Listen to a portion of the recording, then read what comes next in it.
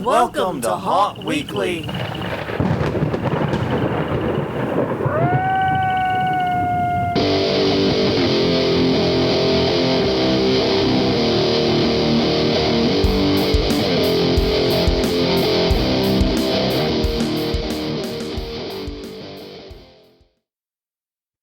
Hello, everyone. I'm Jonathan. I'm Crystal. And this is Haunt Weekly, a weekly podcast for the haunted attraction entertainment industry. Whether an actor, owner, or just plain aficionado, we aim to be a podcast for you. And we return to you this week with episode 420. Nice. And unfortunately, it is an episode, fortunately, it is an episode of Isloy 4. That means it's time to do the news. But unfortunately, the industry wasn't kind enough to gift us some pot-related stories for this one. So screw y'all. Y'all are just terrible. Y'all are no fun for our 420. I'm just saying. But anyways, we definitely do have a surprisingly large amount of haunted attraction news to cover this week as we sort of get back on the ball and back on the rhythm from things. We're going to get into that in just a minute. But please do take a minute before you do so, before we get into it. Check us out at all the places we exist. We're HauntWeekly.com, Haunt Weekly on Twitter, Haunt Weekly on Facebook, Haunt Weekly on YouTube. And you can also find in youtube.com/Haunt Weekly. I always forget that one is our YouTube channel. Please also find us wherever you get your podcast from and pay special attention to the Facebook page, facebook.com/Haunt Weekly, as that's where we occasionally do live recordings and are getting back into it. So let's sort of take things in a bizarre order here. And first things first, we want to talk about the work we did on our haunt last week. Or more specifically, when I say we, I mean Crystal. Because let's just be realistic here. She was the one that went out there and did it. Well, I was literally trying... It's a long story. But anyways, I was trying to do something else and it ended up running way over. And she ended up finishing before I made it out there. We'll just leave it there. But Crystal, what did you do in the haunt this week? So we have an old... if you came through the tour, actually, with HauntCon, or any of the times that we've opened for haunters... That is true. Yeah. We had an old slam wall that had a giant stopper. Because it was basically saloon doors that hit a stop wall. Yeah. And then we very giant saloon doors. Yeah, very giant saloon doors. That is true. And then we had turned that stop wall into a platform for a bed for the past couple of years. So I tore all of that out. Yeah. All the way back to one freaking side of the doors. Because... smart people that we are in the past. Yeah. Put the hinges on, put the thing in place, and then put a wall on top of the hinges. So in order to finish removing that, which needs to be done because it's not a standard size. Yeah. That's part of the reason we built the new one this year and in a better location for it. Yeah. A big part of the motivation for the new one was that the old one didn't fit in a 4-foot by 4-foot frame system. No. At all. And as we've realized, as we've been going through it afterward, it was built like 5.5 feet. Yeah. It was built like we clearly built it to fit a space without any concept that it might be moved or repurposed or need to fit into a grid. Well, and one of the things that we found when we were looking at it was that it originally was not a slam wall. No. It was originally a disappearing wall. Which that makes a little more sense for the weird length, but not a lot, because we could have made it any length. Yeah, but we chose, for reasons unclear, to make it 5.5 feet. I think it's between 5 and 5.5 feet. It's a very random measurement. Yeah. It's part of the proper facing. And what it may have been, that may have been the width of the cloth that we used. Yeah. I bet you that's what it was. Yeah, when we made it a disappearing wall at first. Yeah. And then we repurposed the disappearing wall into the slam wall when we built that. And why the slam wall sides were different sizes? I have no fucking idea. Yes, past us was a thing to be studied.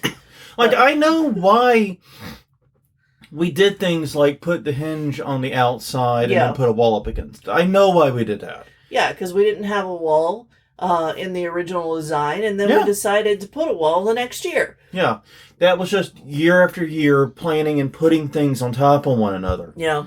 We would, and we put the hinges on the outside to make it easier to swing that heavy ass door Yeah. the direction toward the stopper.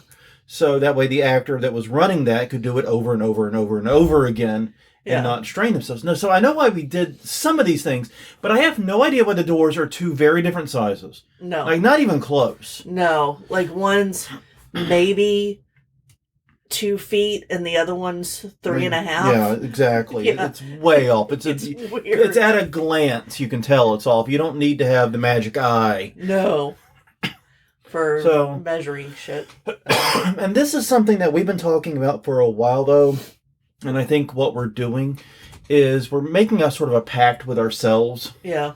To every week get out in the haunt and do one project that takes between 1 and 2 hours long. Yeah. And the reason for that is if we can do that every week between now and about September, that's about 30 that's about 30 to 60 hours of work. Yeah. And then a lot of projects done. Yeah, that's a lot of projects done. Basically what we learned in this past year was that we can't count on August to be cool enough to work. Right. And that this shit takes a lot longer than we had remembered from 3 years prior. And we're a lot older than we were. I mean, Exactly. We are not, cause we used to just plow through, be up to 4 a.m. every night. And, yeah. And that's easy to talk like that when you're in your late 20s, early 30s. Mm-hmm. But now that we're in our mid 40s. Well, and I think after a pandemic also. Yeah, I think the pandemic really changed the way I sleep in general. I think it changed the way everyone exists. Exactly. Kind of it. Like everyone got a little more sedentary, and I know we did. Mm-hmm.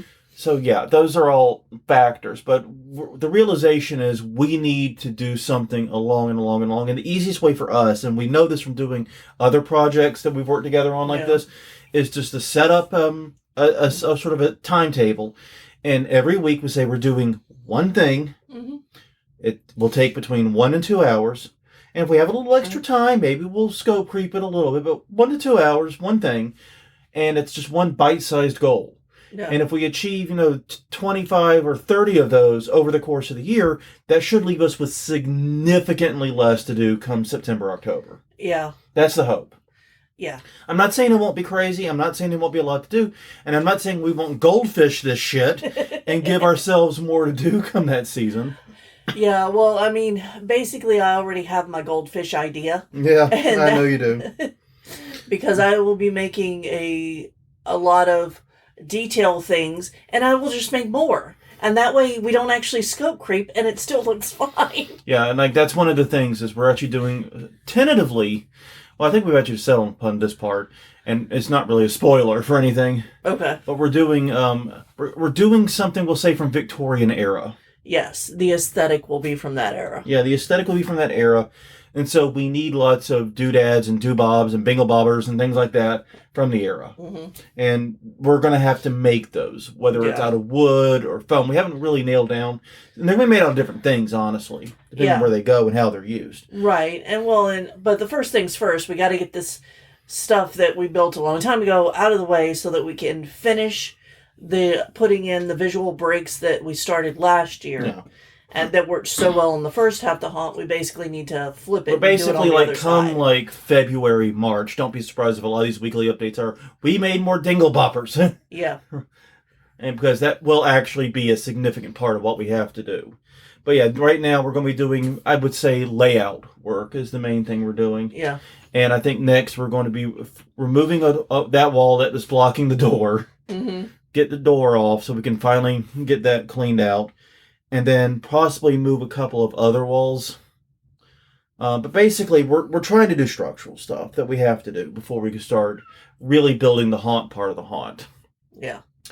So yeah, that's what we're doing right now, and that's how we're going to be doing it. And we'll be keeping you up to date, too, as we do it right here at Haunt Weekly. Mm-hmm. Okay, the other thing I wanted to put in a request with you guys is about last week's episode. I know a lot of y'all skipped it. because none of y'all know who George Patience is, even though I assigned homework. Yeah. I get that. It was a weird episode for us, and every year we do one of these dalliances where we do something a little bit different, not necessarily haunted attraction related at all. This is one of those times. But I really, really, really think that was a great interview. Mm-hmm. And I really hope that that if you're able to find the things that were mentioned in it, yes, that you will let us know. First off, I think you should listen to the interview, because it is an amazing interview. It was one of the best interviews I think we've done on this, and it was definitely one of the craziest. Yeah, it was wild. I did not expect this to take all the twists and turns that it did. No. Over the course of that damn near hour with George, it was absolutely nuts. The story of the song I Hate Xmas is even more batshit ludicrous than I thought it was. Yeah, and going into this, the only thing we knew was there was a person named George Patience that made a video called I Hate Christmas and disappeared. Yeah, just disappeared after making it. Like, we weren't able to find anything else about him. And Jonathan's very good at research. Yeah, I researched the hell out of things. And basically, yeah, so we couldn't find anything, but through a series of fortunate events, we managed to get a hold of him. We managed to get him on the podcast, and it is a great interview. And also, just so you know, we damn near had a heart attack with this podcast because Mr. Patience requested that we use the phone for the interview. Not a big deal. I have a VoIP system with my business. So I had a business line. It has call recording. I was fine with it. It just meant we couldn't do it live. So we didn't do a live episode, which we usually do our interviews live. Mm-hmm. But I was okay with that because this was a very special interview and that meant more to me, was getting it done. So we record it. We're sitting there recording. We talked for about 55 minutes or so. Yeah. And the actual call was like 59 minutes or so. It was just under an hour. So less like the 5 minutes cut off between the two ends. Yeah. And what made the 50-minute episode. We hang up. And then I immediately go to check the call recording and it wasn't there. Yeah. Yeah, we freaked out for a while. I shit myself because we checked like a half a dozen or a dozen times during the call that it was recording. And the good news is, obviously, it did record. It just took a while to process all that data and get it online. It just took a few extra minutes. The quality ended up being great. I was very happy with. But yes, please do check out the previous episode, George Patience. It is an incredible wild interview. Absolutely insane. And also, especially if you are in the LA area, especially if you are familiar with to get archival stuff like this, like in a lot of the stuff they described was archival in nature. Mm-hmm. See if you can help him find some of his musical legacy, because he is offering some pretty generous amounts for some of it. Yeah. And also, just some crazy stuff there that is somewhere in the ether. We have no idea where. All right. Okay. Well, our final thing, not our final thing, we're getting to the news, is every week we ask a question of the week. And by last week, I mean 4 weeks ago. A month ago. Because we had 16, which was a news episode like this. Uh-huh. We had 17, we had Japes on. Mm-hmm. 18 was the Anti-Christmas Redux to introduce George Patience. 19 was George Patience, and then there's this. Yes. So a month ago, we asked you all a question, which was, have you had anything in your haunt stolen or vandalized? And this is what they all said. The Imaginarium Sanitarium, which we have been to, had stuff happen. This year, projectors were taken, and last year it was costumes and props. That sucks. Craig White said the doorbell on the front door. That's just a weird random thing. A couple of people took credit for stealing in the thread. Oh, okay. Because, anyway. Erica Carl said someone stole their Ouija board off of a table. Shit you wouldn't think people would need to steal. Daryl Plunky said, yes, but we're thinking of switching to rebar corn stalks and hanging bodies full of bricks to reduce vandalism in those areas, and wiring 110 volts to a metal plate to the ground and the other end to the props to reduce theft. At this stage in my career running Haunt Weekly, I can't tell what's a joke or what's serious anymore. Yeah. So I'm like, okay, It just kind of rolls off is the problem. That's not the craziest shit I've heard this week, it turns out. No, and it would definitely deter theft. Yeah, bolts, jolt, current kills. So I mean, Yeah. anyways. And finally, from 4 weeks ago, Brian Page said early on had an excavator at the haunt. Someone used a truck to push down the front gate and steal it. A friend had put a skeleton dressed in a construction gear on it the night before. Thieves stopped them. So basically, the skeleton stopped the thieves 4 feet away from the excavator, and they left without stealing anything because they were fucking scared of skeletons. A plastic skeleton, of which there's 8,000 at Home Depot. Yes. Which, I mean, and that's not the cast aspersion. I completely believe it. That's just how people's minds work. Yeah. It's a bit like how, when you got 18 billion hairs on your head, you run your finger through them, and it's all great. But the minute one is out, it's like, get it away, get it away, get it away. The skeleton's not where it should be, is what I'm saying. It's creepy. Yeah. And the skeleton should not be in the seat of an excavator. At least not, the purposes of excavating. So, yeah, I thought that was pretty interesting. But this week's question of the week, what horror movie, or I guess we should also expand it to video game too, do you think should be made into a haunted attraction? Please let us know. HauntWeekly.com, HauntWeekly on Twitter, HauntWeekly on Facebook, and YouTube.com/HauntWeekly. Please, please, please let us know. Hang on. All right. Well, the other thing that's going on right now is that it is time for us to do the conference reminders, and we haven't done in 4 weeks either. Yeah. But anyways, so we'll just get started on that. And Crystal, will you kick us off? January 23rd, it is Halloween and Party Expo, and that's the 23rd through the 25th, in Las Vegas, Nevada at the Mirage. Hundreds of vendors, must be a qualified business in order to attend. It's not open to the public. HalloweenPartyExpo.com for more info. All right, then February 9th through the 11th in Daytona Beach, Florida. It's HauntCon 2024, the Hilton Daytona Beach Oceanfront, featuring a costume ball, dinner, and a show, and much, much more. HauntCon.com for more details. March 7th, it's Transworld's Halloween and Attraction Show, 7th through the 10th. I really want to put those together. Anyway, in St. Louis, Missouri at the America Center feature the pre-show bus tour, party at City Museum, also host a Christmas show, HaShow, HAASHOW.com for more info. And finally, April 12th through the 14th, it's Fear Expo Live in Owensboro, Kentucky, the Owensboro Convention Center. Free admission. Has the Ultimate Haunt Tour featuring 6 different haunts, costume contest, and more. FearExpoLive.com for more information. All right. So, a lot going on. We're getting ready to kick off Haunt Conference season, it sounds like. Yeah, and it makes sense, All right.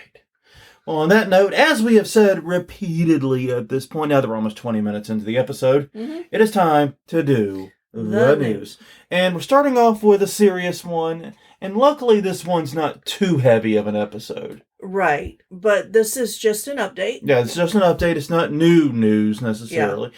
But anyways, the headline reads, Haunted Attraction owner pleads not guilty on sex assault charges.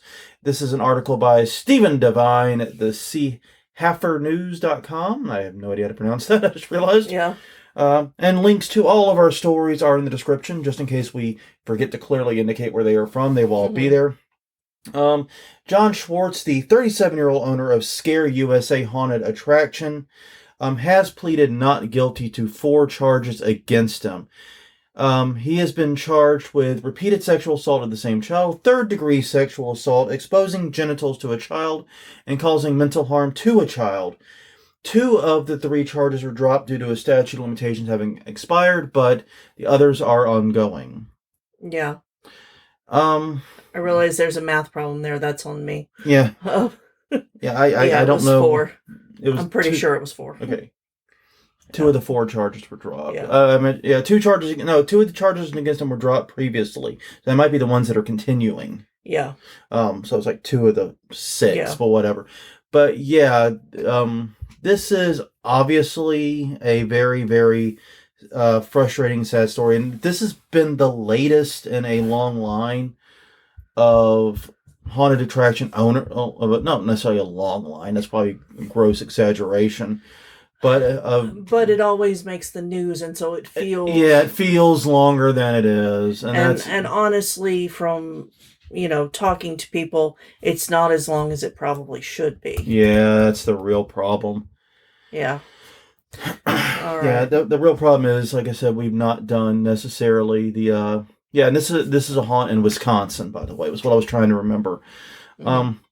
Yeah, I agree with you. It's sad, it's frustrating, but like you said, it is just an update. We'll be following this as this moves through the court systems, and we will see what happens. Yeah. Okay, moving on. All right. Art the Clown video game and haunted house experience plans are getting promising update from Terrifier creator.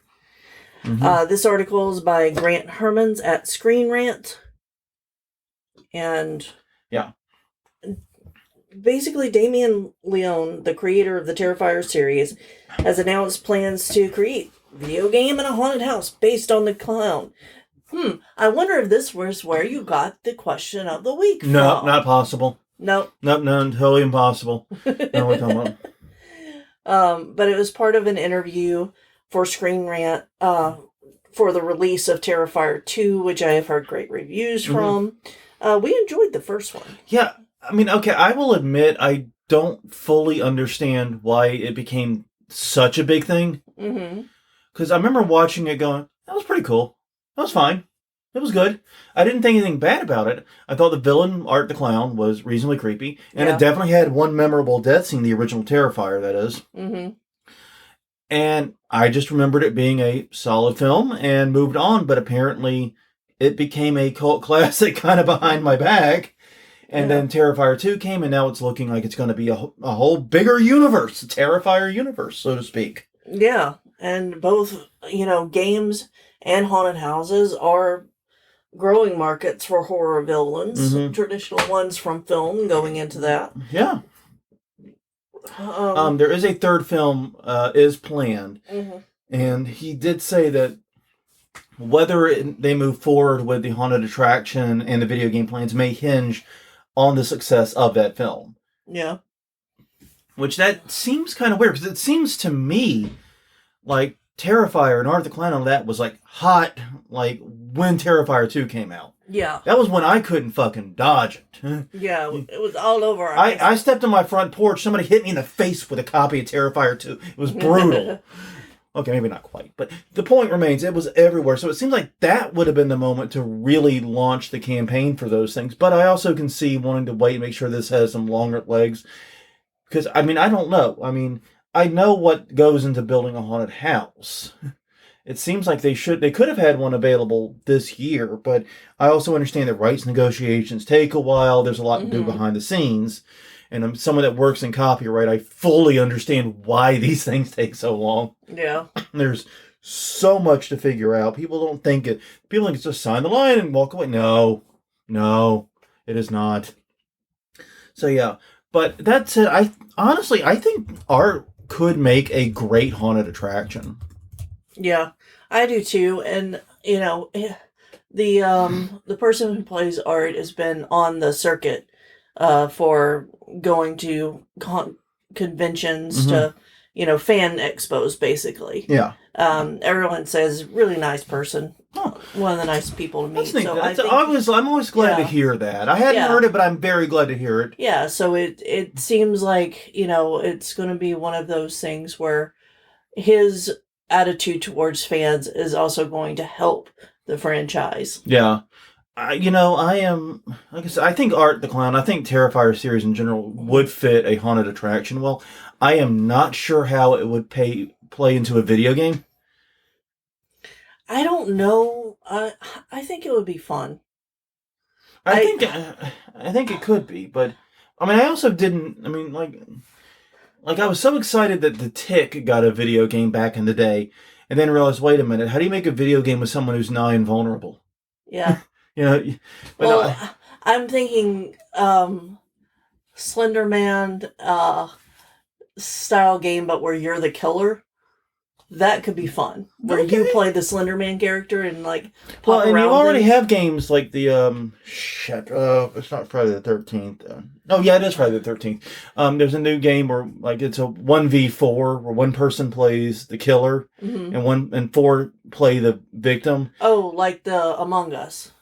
Except it's competitive off balance. It's asymmetric off competitive. Yeah. Instead of everybody, yeah, basically one person plays Jason Voorhees and the other play his victims, the counselors basically, and you try to survive the night. So I think you could do something like that too. And that's the thing they pointed out in this article was that there are a lot of games that already kind of like Dead by Daylight that have already been doing these partnerships with horror villains.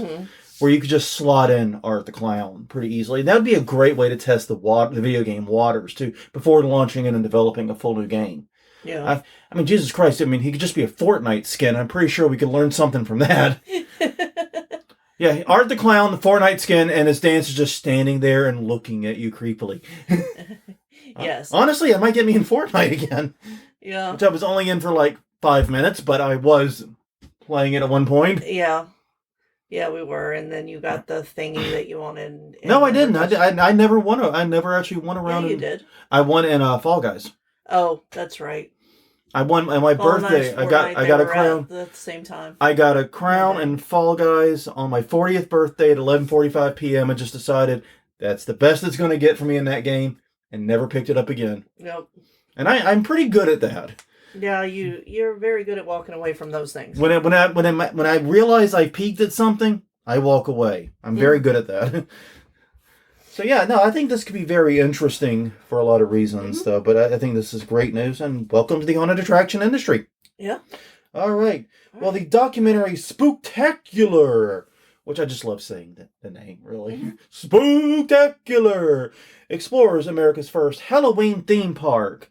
If this is an article by horrorfuel.com. Executive producer Tom Savini, a name I feel like I've heard before. I may have known it. Yeah. Time or two. Oh yeah, he was in that It's My Party and I'll Die If I Want To movie. He was. It actually was. That actually is true.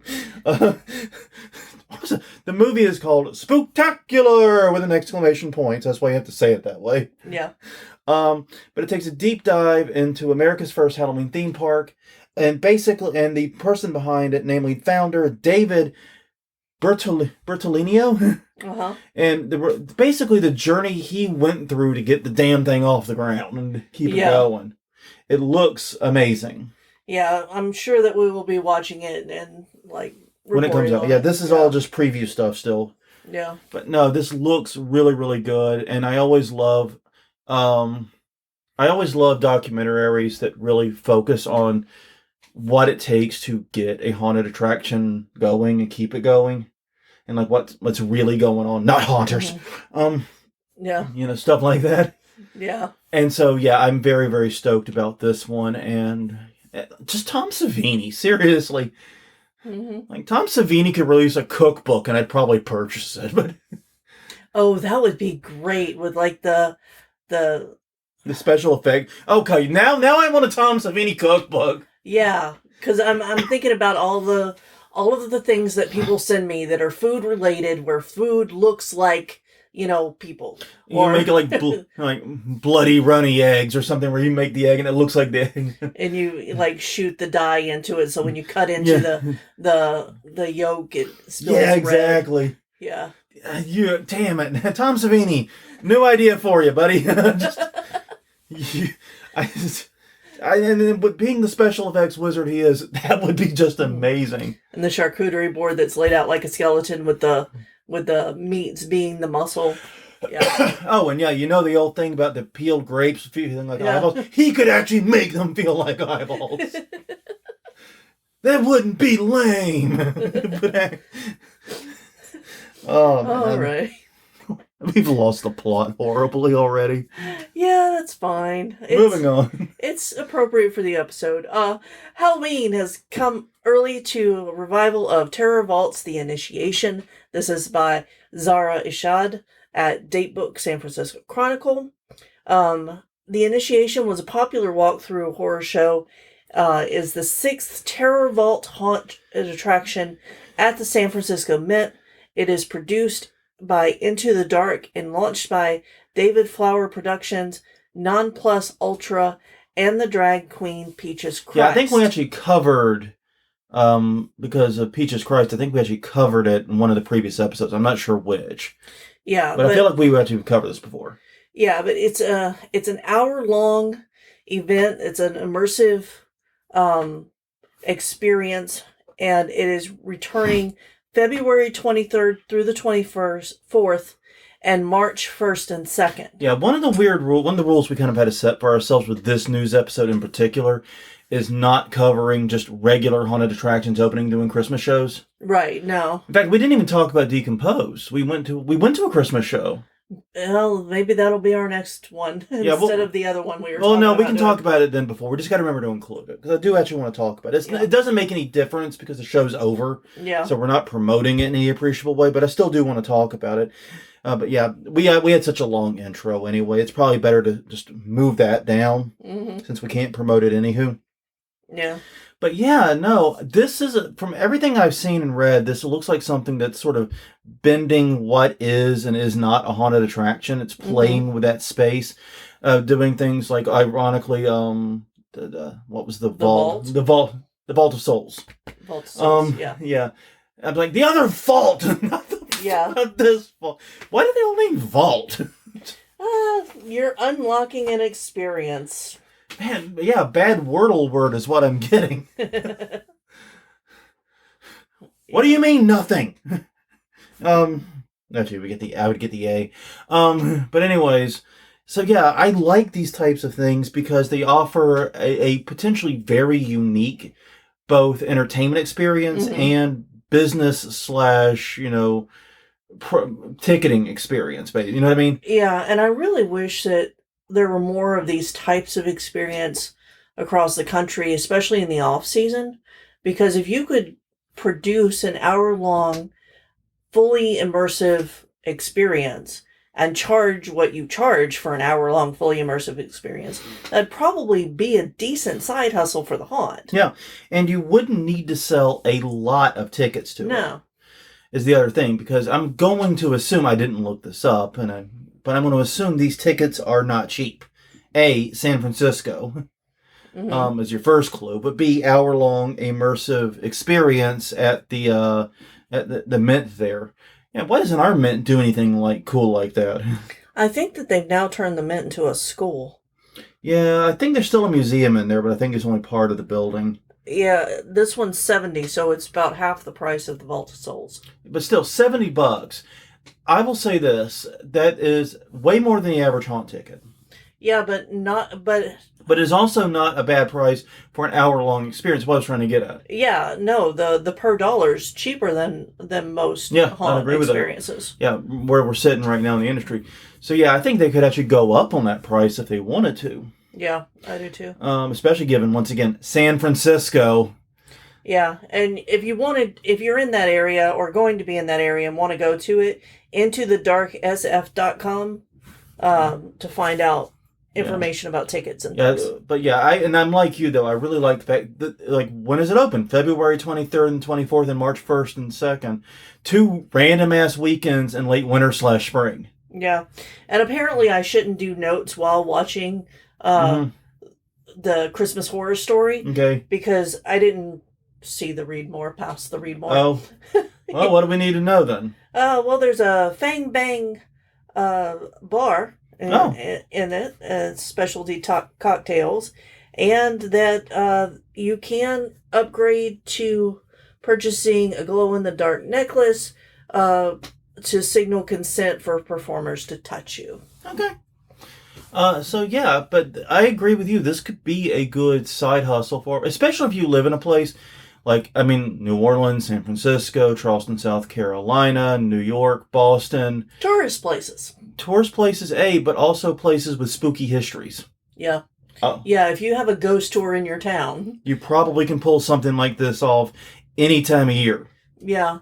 And if you're in a smaller town, I would totally base it around historical figures. Oh, yeah. Maybe even get with the local historical society and combine the two. And as we've discovered, a local historical society might just be one very passionate person. Yeah, we're actually using some information we learned from that trip. Yeah, the story we're tentatively working on, part of it is coming from conversations that we had with the local historical society, Yeah. i.e., one very enthusiastic person. Very enthusiastic person, I might add. Yeah. All right. This one is an article by Cooper Fox at B985 FM. This chilling New Hampshire haunted attraction is open year-round. Operated by Mystery New Hampshire, Monster Mash is a hidden haunted attraction hidden in the White Mountains of New Hampshire. How hidden? I hear you ask. Yeah. How hidden, you may say. So hidden, you have to fucking geocache your way to it. Yeah, basically. Because they're like, you've probably driven past it 1,000 times and never seen it. Like, that's literally... I can tell you for certain, I have not. Yes. I have not set foot in New Hampshire. Not because I hate New Hampshire or anything, I just haven't had the opportunity. Yep. But yeah, basically, the backstory centers around Fro Fry's Bizarre Big Top, so it's circus themed. Mm-hmm. The owners fell in hard times and then died and left it to you. Yes. So now you are going to claim your inheritance by going through it, which I think is weird that, they would say that you're inheriting the place. Because it just feels a little off. It feels a little weird, especially if it's going to be a haunted attraction you go through with others. Yeah. Because, that's great if I'm going through it with just you or by myself or whatever. Yeah. Because then I can put myself in that story, but if I'm sitting around with 12 randos.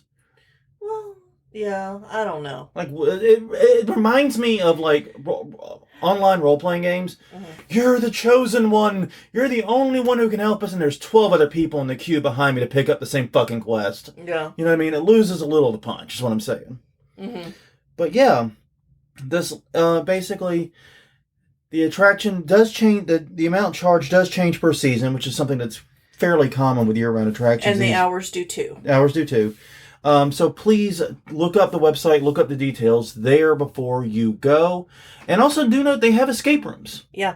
Mystery House escape rooms also. But yeah, it is, you have to use GPS to find your way there. And at first I thought, well, that's silly. Mm-hmm. But then I remember the wild success of the Vampire Bar in French Quarter. Yeah. Which, is even weirder in that you have to find another bar first, then use the password, and then make your way to it. It's weird, but I also can... But we did it! And I even drank absinthe drinks, which I don't like licorice, so why the fuck did I do that to myself? I don't know. Mm-hmm. If you like it, if you like licorice, get some absinthe into you. You'll love it. Yum, yum, eat 'em ups. But if you don't like licorice, absinthe is fucking torture. Mm-hmm. All right, moving on. Okay, next up we have a feel-good story. Yes, I love feel-good stories. Do feel good. The Spirit of Giving local haunted attraction donates $50,000 to charities.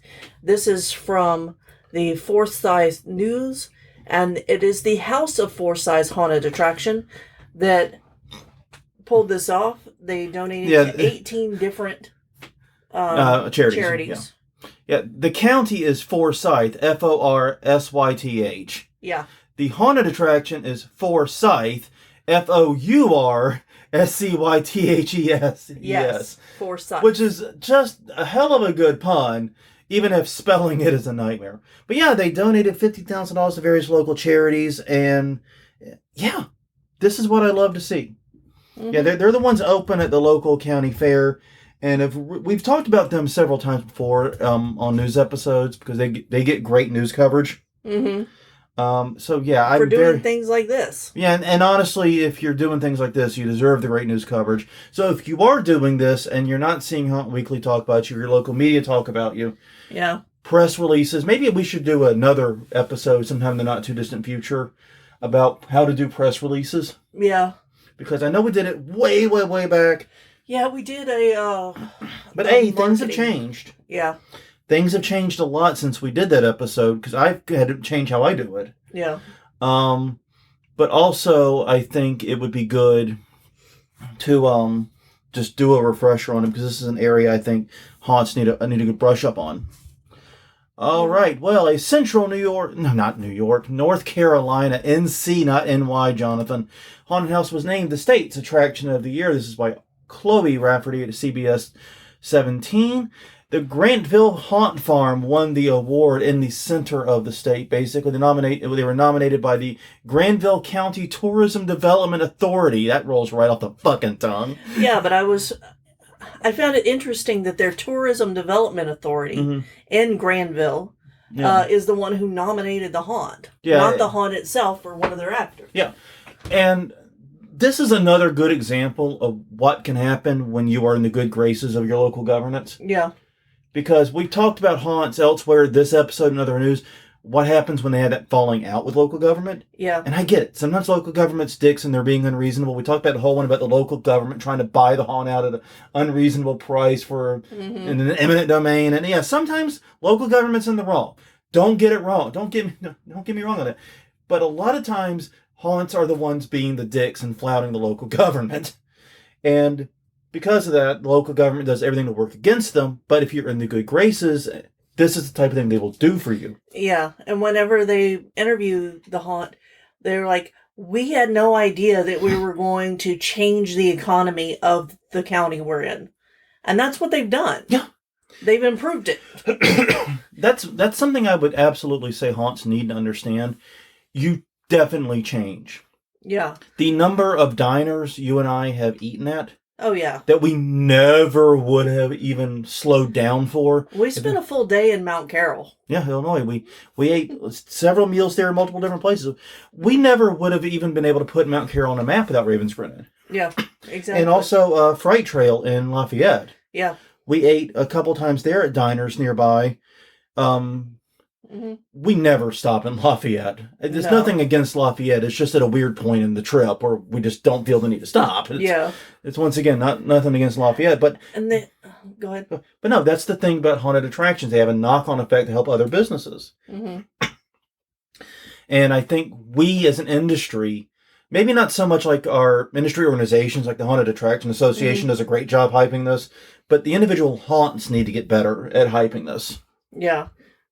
So yeah. I think it's also really interesting because this is a drive-in, drive-through haunt. It is not a traditional haunted house. Yeah. And that's very cool too. But yeah.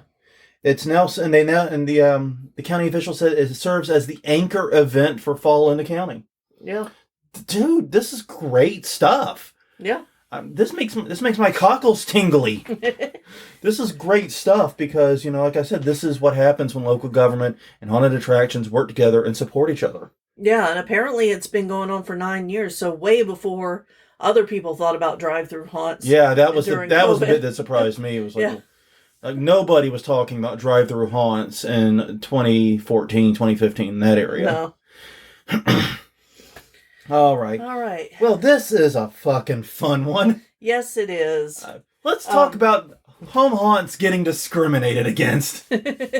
So, West Allis Haunted House, Novak Manor, which we had talked about this previously, because previously they had received notice that they were violating an ordinance and had to shut down their yard walkthrough / home haunt. And this is from Sean Gallagher at WTMJ4 Milwaukee. Yeah, I've got TMJ issues. Yeah, exactly. I know.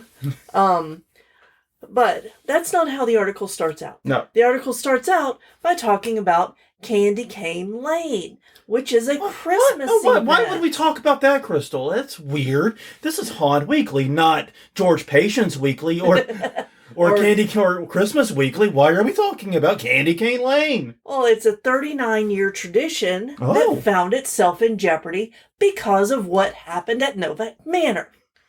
Because they had to put out signs for the first time stating that visitors were not permitted on personal property because that's what had to happen at Novak Manor. Yeah. And basically the Novak Manor was told that they had to rezone their home as a commercial space. Which was never going to happen. Or move to a commercial space. And the enforcement of this ordinance would essentially end the Halloween tradition. Yeah. Candy Cane Lane, even though they put up the little signs and were trying to comply, people still went on their personal property, still took selfies, and so the Novak Manor people approached the city council and said, "Hey, this event literally is like 10 times bigger than us." Yeah. Like, I think that was literally like an order of magnitude bigger in terms of number of people. Yeah, because Novak Manor gets 10,000 people, Candy Cane Lane gets 110,000 And people. let's be clear, 10,000 people is a fuck ton of people for a home haunt. Yes. That is absolutely insane. But it is not approaching 100,000 people. No. I mean, that's just... I don't know where these people are showing up for this shit, honestly. You know what? That is what I've learned this past haunt season, and what I've learned is that people in small towns will show the fuck up for this stuff. Yeah. I mean, they just will. And granted, this is apparently in Milwaukee, but still, I mean, if there's a fear, there's not much else to do, people will show up. Yeah. Even if it's just a perception, there's not much else to do. But yeah, basically the owner of Novak Manor drew the comparison between the two and said, basically, why are you discriminating against Halloween? Why are you being harder on our Halloween event than you are this Christmas event? And the city council, to their credit, didn't realize they kind of fucked up. Yeah. And just decided to approve Novak House. Yeah. So that they didn't have to change Candy Cane Lane either. Yeah. Because, I mean, and that so they both win. Yeah. Everybody wins in this. Yeah. There's no losers other than the city council, which kind of looks like dicks. Yeah. But at least they, figured it out before it was too late, before permanent harm was done. Yeah. All right. And I do love this one because that's my plan if anyone ever gets too pissy about our haunt. Yeah. It's just, but what about the Christmas haunt, the Christmas houses that are in the neighborhood to get so many people? What about them? We're only 3 nights. Those were a month long. Yeah, exactly. Jesus Christ. So yeah, that's something I've actually thought about before, and I'm glad someone else thought about it. And I'm glad this council listened. Yeah. I mean, my God, I could just see the council going, don't give a shit, and then it's either got to become a lawsuit or something else has got to happen. But anyways. Mm-hmm. All right. Well, we're getting on the home stretch right now. I'm going to skip that one, actually, though. Oh, okay. Because that's just a haunt opening for Christmas, isn't it? It's the first one ever in the area. Okay, then we'll just do that. That's why. For one night only, Lincoln Mill to debut Philadelphia area's first ever holiday haunted house. This article is by Cherise Lynch at NBC Philadelphia. Basically, Lincoln Mill Haunted Manor in... Oh, fuck you. Is bringing the spooky season back. They did their first Christmas time haunt called A Twisted Christmas, featuring Santa, Krampus, and other holiday horror traditions. Yeah, and it's really weird because it's set in an old mill. Yeah. Where the leader decided to punish the workers, and now I don't know. I think I would have to go to it to get the story. Yeah, well, I mean, the one we went to featured basically the night Santa went crazy. Yeah. Without the shotgun and. Yeah.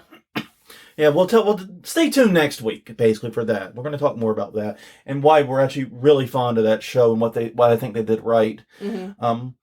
But yeah, so this is, but what you're right. What interested me, and I did notice this is Philadelphia's first holiday haunt. Yeah, Philadelphia areas, and yeah, that is wild. I thought a metro as big as Philadelphia would have had several of these by now because we've had one for years. Yeah, exactly, and it's just. That's why I included it. If you're the first one in your area and you're not the only haunt in your area. Well, yeah.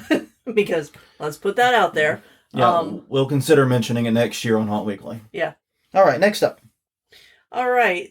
This is just a little funny thing. Oh, I like funny things. The House TD codes for December 2023. This is by Holly Alice at Pocket Tactics. Basically, Roblox has introduced haunted house themed tower defense game, it sounds like. Yeah. With, and I don't know, the article was very short on the information. but there is a haunted house and things for it. If you like tower defense games and you listen to this podcast, you may want to check this out. Yeah, and Roblox is something that's aimed at kids, so yeah, there's a lot of weird about Roblox, and I admit it, but still.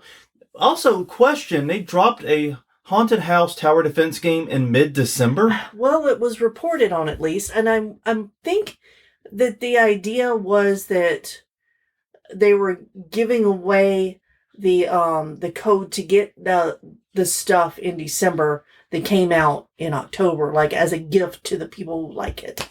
Yeah. That's my interpretation of it. Okay, that's fair. But still, very interesting thing. And finally this week, well, one of the things we do like to talk about is alternate ways haunted attractions can make money year-round. Yes. And we kind of end on that theme with a ski lodge-themed Christmas pop-up bar opening at a haunted attraction near Detroit. Basically, this is an article by Amber Ainsworth at Fox 2 Detroit. Located on the site of Hush Haunted House, this Christmas pop-up will feature a holiday pop-up bar based around a ski lodge that features food, drink, and hopefully other holiday cheer. Yes. You know what? Good on them. Yep. Not a Christmas fan. Short and sweet. I think this is an interesting idea. We hear a lot about haunts doing Christmas shows, but we don't hear, and we hear about doing some holiday events, like turning it into like what Rise is doing. We gotta get out to Rise at some point. With their be this weekend. That would have to be this weekend. But no, you've got like Rise, which is doing the Christmas festival, and also Darkwoods has their more straight-laced Christmas. You don't hear about pop-up bars and restaurants. I think this is really cool. Yeah. I'm actually really excited about this. And I think this is, once again, year-round revenue, or as close to year-round as possible, is always a very good thing. Yes. So anyways, a quick housekeeping, timekeeping note. We're late with this episode. This episode's going to go live Tuesday, though I'm going to have it dated for Monday whenever I post it. So it'll show up as if it went live Monday. I know, it sucks. I'm sorry. But it'll still be marked as unread. But next Monday is Christmas Day. Yes. We will be posting an episode Christmas Day. Yes. Because we've already got a topic planned. We do. And we'll probably record it either tomorrow or Thursday and just get it ready to go early. That way we can enjoy the Christmas weekend. Such as it is. Such as is. So, hey, that means our weekly update on what we did in the haunt probably will not be in that episode. Correct. Because we will not have done it yet. We can't predict the future. Which is exactly what both yours and Ellie's time accounting ask them to do. Yeah. Yeah, please submit all your time accounting by noon on Friday for the week. Motherfucker, that leaves 5 hours in the day. I don't know what I'm going to be doing in the next 5 minutes. I barely know what I'm doing in the next 5 minutes. Yeah, well, and especially with Just get the crystal ball out. Ooh. Well, especially... Crystal ball. Yeah, I know. Because mine, I'm able to work flexible hours now. So if I can't focus in the afternoon, I could take a nap. Yeah, and you might be working Saturday and Sunday. And yeah, I'll just shift those hours somewhere else. Yeah. Anyway, that's neither here nor there. So yeah, but basically we can't predict the future, so that won't be in there. But we do have a regular, good old-fashioned, non-Christmas episode of Haunt Weekly Comment. Yeah, and I'm excited about this topic because it's like, and it's kind of weird because I'm the opposite of excited about the topic because the topic is literally the most boring thing in haunting. Yeah. But how to make it more interesting. So stay tuned for what is the most boring thing in haunting next week on Haunt Weekly. Is it more boring than parking? Oh. Because that episode went gangbusters, and I'm still not sure why. Because the thing is, I don't think parking is boring. Parking is stressful as fuck at a lot of these places. It is, and it's hard to get right. Like, look, Rise, I love you. Parking at Rise is stressful. Parking at New Orleans Nightmare is really stressful. Yeah, because part of the fear of going there is, will your car be broken into? Parking at the mortuary. Geez, all the local haunts. I'm realizing how terrible. What's the parking at 13th Gate's terrible? Holy shit! Yeah, we don't have a good parking space anywhere. Oh my fucking lord, we don't. No. Decomposed has the best parking in the Southeast Louisiana area. Barely. I think Rise beats Decomposed barely. And I only say that because I've been to Decomposed now after it rained. Fair point. That's a fair fucking point. Anyway. Damn it. But none are higher than D. No. Some barely pass. Yeah. That's us trash talking other haunts, but they all know their parking situations are fucked. I'm not telling you. They're doing what they can. With where they are. The problem is where they're located, there isn't parking in most of these cases. But on that note, everyone, thank you very much for joining us. Sorry for the dalliance and the parking randomly. I know. Please, though, check out the parking episode of Haunt Weekly. You can find it at hauntweekly.com, Haunt Weekly on Twitter, Haunt Weekly on Facebook, and youtube.com/hauntweekly. Also, please do check out last week's episode of the interview with George Patience. No, it is not haunted attraction related. We get one per year where we do that. And this one was fucking worth it.